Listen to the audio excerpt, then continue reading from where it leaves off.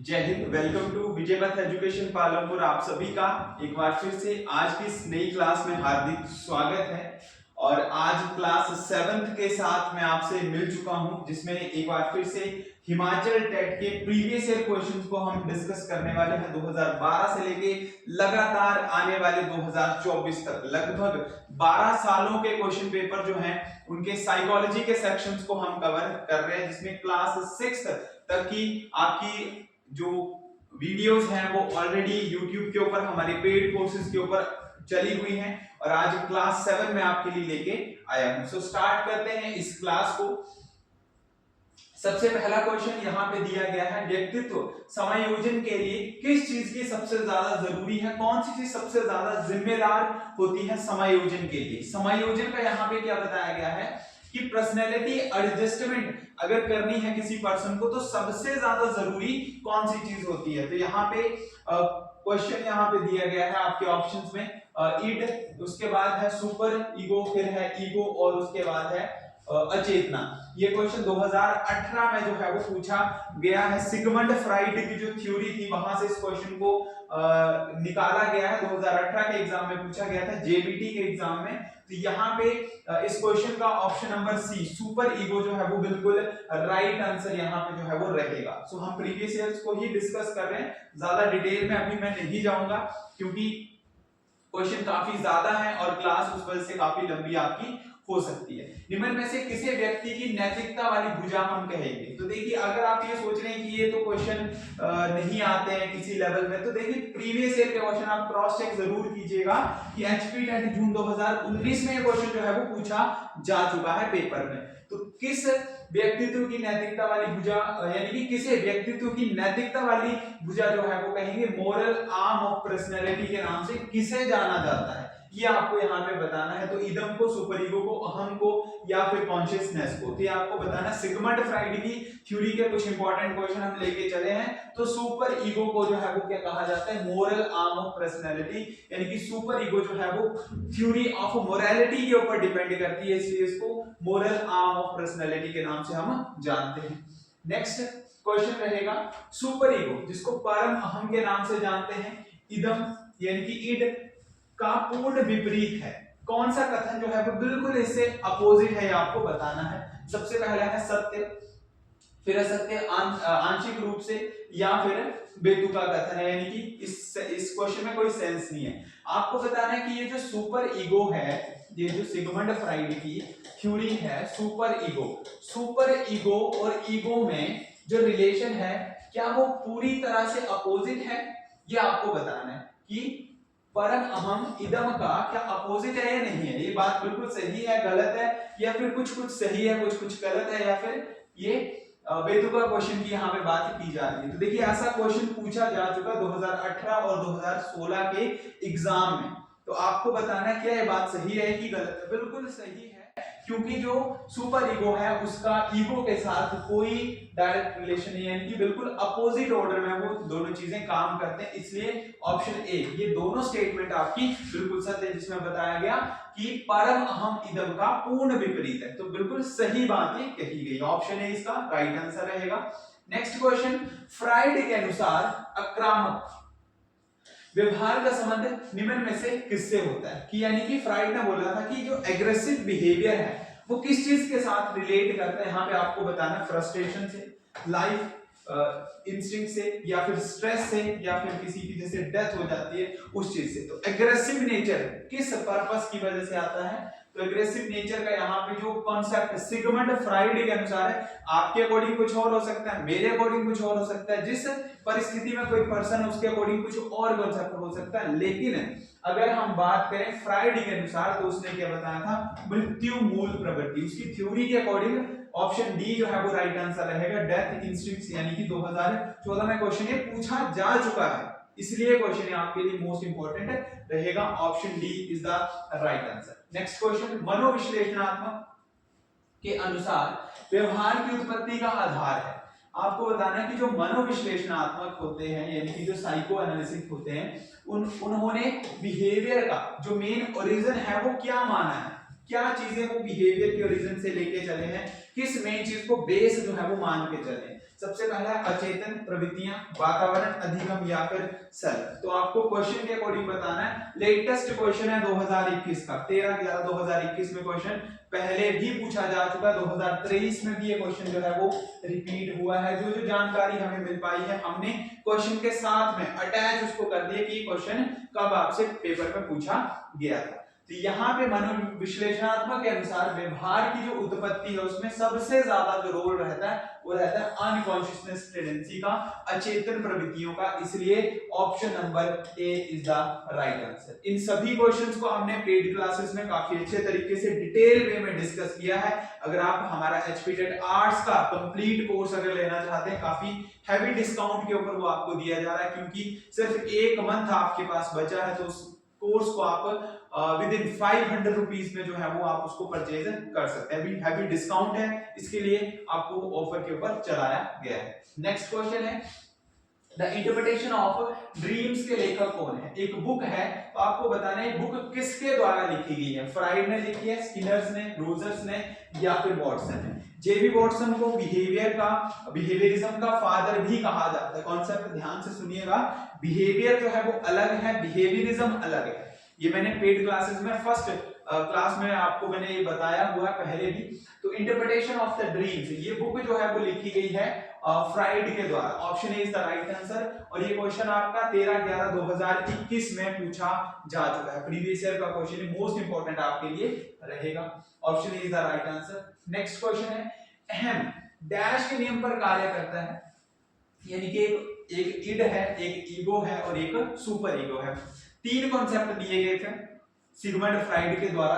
तो आपको बताना है कि ये जो अहम है यानी कि ईगो, ये कौन से प्रिंसिपल के ऊपर काम करता है। Principle of happiness, principle of morality, principle of reality या फिर principle of imagination. Most important question है सिगमंड फ्राइड की थ्योरी का। 2024 के पेपर में भी ये क्वेश्चन आपसे पहले पूछा जा चुका है। लगातार सिगमंड फ्राइड की थ्योरी होगी, उसके बाद वॉटसन के कॉन्सेप्ट होंगे, पैब्लो की थ्योरी होगी, उसके बाद स्किनर के कॉन्सेप्ट हैं, उसके बाद जेम्स ब्रूनर है और सबसे ज्यादा इंपॉर्टेंट है जीन पियाजे। लगातार हर बार हर पेपर में लगभग 4 से 5 क्वेश्चन जीन पियाजे के बार बार लगातार पूछे जाते हैं। तो ईगो जो है वो कौन से कॉन्सेप्ट पे डिपेंड करती है, कौन सा प्रिंसिपल है उसका, तो वो है प्रिंसिपल ऑफ रियलिटी। जो चीज रियल में हो रही है उसको कौन बताता है, उसको बताता है ईगो। सो ऑप्शन सी इसका राइट आंसर रहेगा। नेक्स्ट क्वेश्चन है इदम अहम परम अहम किस संरचना के भाग है। यानी कि जो सिगमंड फ्राइड की थ्योरी है इद ईगो एंड सुपर ईगो, ये किस चीज के पार्ट है आपको बताना है। तो वो जो थ्योरी है उसमें बेसिकली पर्सनैलिटी की बात की जाती है। ये जो कॉन्सेप्ट है बेसिकली पर्सनैलिटी डेवलपमेंट के लिए बताए जाते हैं। दिसंबर 2014 में टीजीटी के एग्जाम में और आर्ट्स के एग्जाम में लगातार 2 बार ये क्वेश्चन रिपीट हुआ है। सेम ईयर में सेम मंथ में लगातार 2 बार ये क्वेश्चन रिपीट हुआ है। तो इस बार भी हो सकता है ऐसे ही क्वेश्चन आपको देखने को मिले। तो पर्सनैलिटी ऑप्शन बी इस क्वेश्चन का बिल्कुल राइट आंसर रहेगा। नेक्स्ट क्वेश्चन मैस्लो सिद्धांत में प्रथम स्तर की आवश्यकताएं कौन सी होती हैं। आपको बताना है कि जो मैस्लो के कॉन्सेप्ट है उसमें जो फर्स्ट उससे लेवल की स्टेटमेंट्स है उसमें सबसे पहले नंबर पे क्या आता है, स्नेह संबंध, जैविक सुरक्षा या फिर सम्मान। ये आपको यहाँ पे बताना है। तो मैस्लो का जो कॉन्सेप्ट था उसमें उसने सबसे पहले नंबर पे बायोलॉजिकल टर्म्स को डिस्क्राइब किया था, जो कि आपका ये क्वेश्चन 2021 में पूछा जा चुका है। तो जरूरी नहीं कि वही पुराने आपके क्वेश्चन आए कि बेसिक से क्वेश्चन पूछ लिए, कौन सी थ्योरी किसने दी है। थोड़ा सा डिटेल में आप चीजों को डिस्कस करो, आप साथ साथ में नोट्स बनाओ। Previous year question most important आपके लिए हेल्पफुल रहेंगे, मोस्ट इंपोर्टेंट, क्योंकि आज अगर आप एचपीटेट जो पहले से क्वालिफाई कर गए हैं तो उनसे अगर आप एक बार रिव्यू चेक करेंगे उनका, तो उनका भी मानना यही है कि लगभग आपके 70 to 80% क्वेश्चन आपके ऑलमोस्ट प्रीवियस से पूछे जाते हैं, जिसमें से आपके 30 to 40% क्वेश्चन ऐसे जो to the point, same to same, ditto copy आपके एक पेपर से दूसरे पेपर में पूछ ली जाती है, और बाकियों में सिर्फ वैल्यू को चेंज कर दिया जाता है, बाकी सेम पैटर्न आपका एज इट इज वो चलता आया है। लेकिन अगर हम 2023-24 की बात करें, थोड़ा सा लेवल अप हो रहा है। अब लेवल अप इसलिए हो रहा है क्योंकि थोड़े पुराने क्वेश्चंस को भी वहां पे अडॉप्ट किया जा रहा है, 2018, 2014, क्योंकि हम ज्यादा से ज्यादा 5-6 सालों की बुक्स को ही रीड कर पाते हैं प्रीवियस ईयर में। लेकिन मैं आपको 2012 से 2024 यानी कि 12 साल के पुराने पेपरों की एक नई कॉन्सेप्ट के साथ जो है वो मैं आपके लिए सीरीज लेके आया, तो काफी हेल्पफुल आपके लिए रहने वाली है। तो वीडियो को शेयर ज्यादा से ज्यादा आप जरूर कीजिएगा। ऑप्शन सी बायोलॉजिकल इसमें राइट आंसर रहेगा। नेक्स्ट क्वेश्चन है, निम्न में से कौन सी आवश्यकताएं उच्च स्तर या क्रम की आवश्यकता है? आपको बताना है कि हायर लेवल की कौन सी नीड जो है वो यहाँ पे रहेगी। मैस्लो का कॉन्सेप्ट जो था वो बेसिकली थ्योरी ऑफ नीड पर ही डिपेंड करता है। तो नीड का कॉन्सेप्ट में उसने बताया सबसे हाईएस्ट लेवल की, सबसे हाईएस्ट, यानी कि मैस्लो का कॉन्सेप्ट कुछ इस तरीके से है, ये 1 2 3 4 एंड 5 उसने कॉन्सेप्ट बताया, जिसमें हाईएस्ट स्टेज आपसे पूछी कि कौन सी है, जिसमें फिजिकल चीजों की बात की गई है, सेल्फ एस्टीम की बात की गई, सिक्योरिटी की या फिर रिलेशनशिप की। तो इसमें सबसे ज्यादा जरूरी जो है वो है सेल्फ एस्टीम, आत्मसम्मान की आवश्यकता। ऑप्शन नंबर बी इस क्वेश्चन का बिल्कुल राइट आंसर रहेगा। जून 2019 में ये क्वेश्चन आपसे एग्जाम में पूछा जा चुका है। नेक्स्ट क्वेश्चन, एरिक्सन ने मनोवैज्ञानिक विकास की कितनी अवस्थाएं बताई? बेसिक क्वेश्चन है, 2021 के पेपर में, उसके साथ 2023 के पेपर में पूछा जा चुका है। एरिक्सन ने टोटल जो है वो 8 अवस्थाएं बताई थी, मैस्लो ने 5 बताई, एरिक्सन ने 8 बताई। वैसे पैवलोव की अवस्थाएं पूछी जा सकती है, जिसमें 3 कॉन्सेप्ट बताया गया उसका, before stimulus, with in stimulus and after stimulus, ठीक है, जिसमें वो एक कुत्ते को जो है वो घंटी के साथ उसको हम उसके नेचुरल स्टिमुलस को आर्टिफिशियल के साथ जब हम उसको रिलेट करते हैं, तो उस तरीके से आपसे स्टेट के क्वेश्चन पूछे जा सकते हैं। कितनी स्टेजें आपको वो बताई गई थी जून 2021 का, जेबीटी के पेपर का ये क्वेश्चन है, क्योंकि एचपी जो टेट है वही आपका जेबीटी का भी लगभग लेवल जो है वो सेम टू सेम रहता है साइकोलॉजी के सेक्शंस का, क्योंकि दोनों पेपर को एचपी बोर्ड ही कंडक्ट कराता है। तो ऑप्शन सी, यहाँ पे 8 स्टेजों की बात की गई है एरिक्सन के द्वारा। Option C is the right answer. Next question, dash के अनुसार हम प्रत्येक जीवन की अवस्था में एक विशेष मनोसामाजिक दुविधा का सामना करते हैं। यहाँ पे बताया गया कि हम लगभग डेली एक स्पेशल साइकोलॉजिकल डायलेमा को हम फॉलो करते हैं अपने जीवन में। तो ये कॉन्सेप्ट जो है वो किसके द्वारा दिया गया है? डायलेमा का मतलब होता है एक ऐसी दुविधा में हम पड़ जाते हैं जिसके बाहर निकलना थोड़ा सा मुश्किल हो जाता है, यस या नो का कॉन्सेप्ट आ जाता है। तो यहाँ पे एक बेसिकली थ्योरी भी है, एक छोटी सी स्टोरी है कि उसने हेनिक्स डायलेमा जो था उसने एक दवाई की चोरी की थी।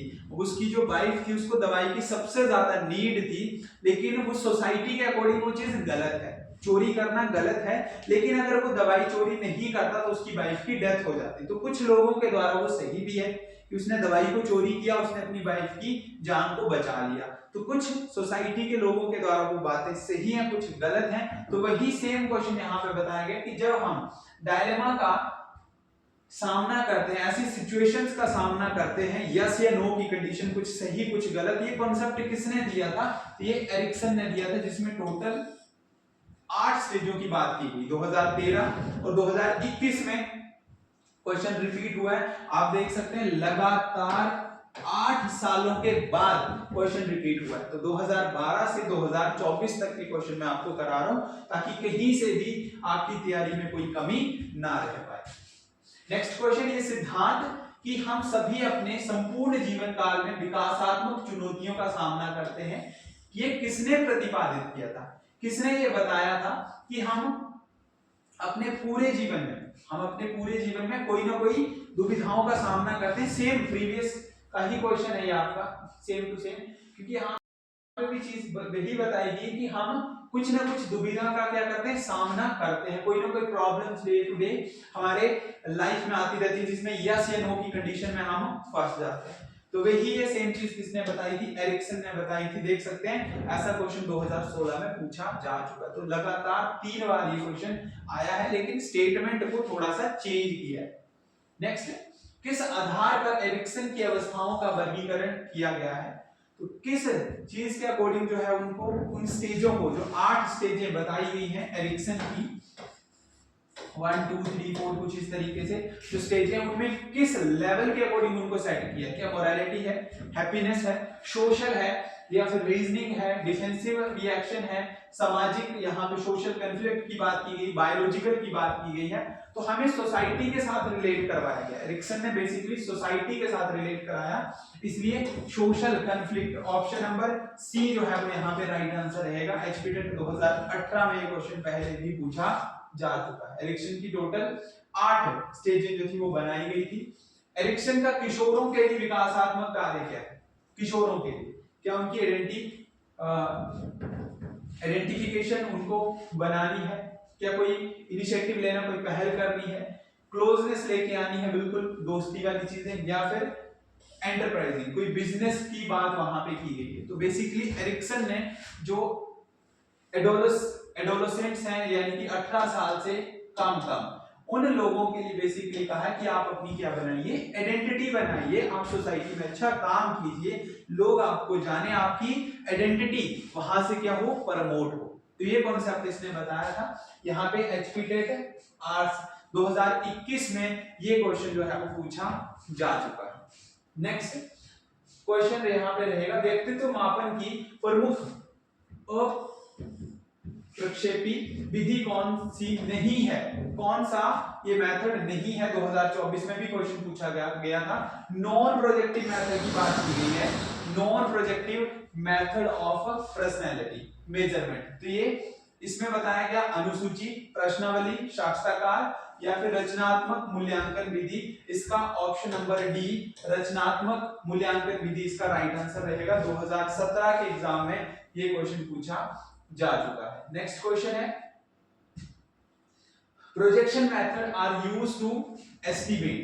प्रोजेक्शन मेथड किस पर्पस के लिए यूज किया जाता है आपको बताना है। इंटेलिजेंसी, एटीट्यूड, पर्सनैलिटी या फिर इंटरेस्ट। यहाँ पे पर्सनैलिटी के लिए बेसिकली यूज किया जाता है प्रोजेक्शन मेथड। ऑप्शन सी इस क्वेश्चन का राइट आंसर रहेगा।